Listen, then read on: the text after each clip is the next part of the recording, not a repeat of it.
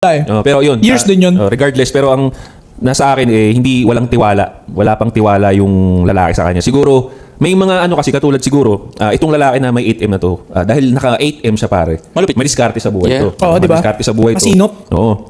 Hindi nakakuha ng 8M yan kung bobo yan, kung madaling magtiwala yan. Hindi aabot yung pera niya ng ganun. Yeah. Kaya siguro, dahil nagkaroon siya ng 8M, na-adapt niya yun sa kahit, kasi ganun yung pare, pagka kahit ano, kung ano yung tingin mo sa business mo, yumaman yung business mo, hindi mo talaga may iwasan na ganun na yung maging ugali mo pagdating sa labas ng business. Kahit sa relationship, matatrato mo talagang ganun eh. Oo. So for sure ako, na-adapt niya yun sa relationship niya. Hindi agad siya nagtitiwala. Yung 5K na ibinigay niya, yung restaurant na, yung fast food na pinapakain niya sa girlfriend niya is his way para matest muna itong babae na to. Kung ano ba talaga to, mapagkakatiwalaan ba to ng pera ko. Kasi kung natitiis niya tong 5K na binibigay ko sa emergency at fast food na pinapakain ko sa kanya, in the long run, baka hindi ako mahalin nito dahil sa pera ko.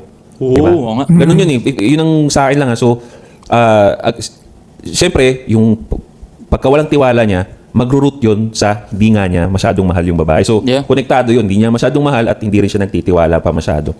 So, yun ang basa ko sa